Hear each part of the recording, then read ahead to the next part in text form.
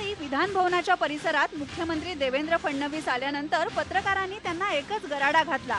त्यांनी मीडियाशी बोलणं टाळलं। राष्ट्रवादीचा पाठिंबा असला तरी शिवसेनेशी शेवटच्या क्षणापर्यंत बोलणी सुरू होती। सरकारचे मंत्रीही आता नेमकं काय होणार याबद्दल स्पष्ट बोलत नव्हते। 1 घंटे में विश्वासदर्शक प्रस्ताव मंजूर होगा और समर्थन करने वाले आपके ध्यान में आएंगे। अध्यक्षपदी भाजपच्या हरिभाऊ बागडेंची बिनविरोध निवड झाल्यानंतर सस्पेन्स वाढला। आता भलतंच नाट्य घडणार होतं। 12:38 भाजपचे आमदार आशिष शेलार यांनी विश्वासदर्शक ठराव मांडला।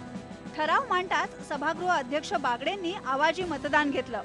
यानंतर गदारोळ झाला आणि त्यातच ठराव मंजूर झाल्याची घोषणा अध्यक्षांनी केली। यावर शिवसेनेनं आक्षेप घेत मतविभाजनाची मागणी केली। अध्यक्षांनी ही मागणी फेटाळली। अध्यक्षांनी एकनाथ शिंदेंची विरोधी पक्षनेतेपदी निवड झाल्याची घोषणाही करून टाकली। त्यामुळे सभागृहात एकच गोंधळ उडाला। शिवसेनेच्या आमदारांनी अध्यक्षांच्या वेलमध्ये येत अभूतपूर्व गदारोळ केला।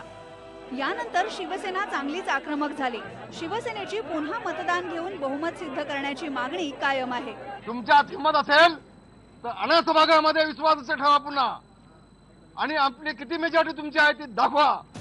तर विधानसभेमध्ये लोकशाहीची हत्या झाली असं म्हणत काँग्रेसनं मुख्यमंत्र्यांचा राजीनामा मागितला। त्यांनी याबद्दल राज्यपालांकडे तक्रार केली आहे। वाजपेयी सरकारने एका मताकरता त्या ठिकाणी राजीनामा दिला होता, म्हणून फडणवीस यांच्या नेतृत्वाखाली असलेल्या बीजेपीच्या सरकारने सुद्धा राजीनामा दिला पाहिजे। पण मतविभागणीची मागणी करायला काँग्रेसनं उशीर केला असा तांत्रिक मुद्दा मांडत विधानसभेचे अध्यक्ष आणि सरकारनं विरोधकांच्या मागणीला वाटाण्याच्या अक्षता दिल्या। त्यांनी पोल उशिरा मागितला, त्याने प्रतिकूल असतील त्यांनी नाही म्हणावं हे वाक्य उच्चारताच त्यांनी पोल मागायला पाहिजे होता, तो त्यांनी मागितला नाही। विधिमंडळाच्या नियमाने आणि परंपरेने आजचं कामकाज झालेलं आहे। त्या कामकाजाचं रेकॉर्डिंग आहे आणि हे रेकॉर्डिंग नियमबाह्य नाही हे विधिमंडळ सचिवांचंही म्हणणं आहे। त्यामुळे या विषयात कोणी काही म्हटलं तरीही नियमाने सगळं झालेलं आहे हे नक्की। विरोधी पक्षनेतेपद शिवसेनेकडे आलंय तर काँग्रेस विरोधी बाकावर बसलीये। पण राष्ट्रवादीचं काय? आवाजी मतदानात राष्ट्रवादीचं मत गुलदस्त्यातच राहिलं।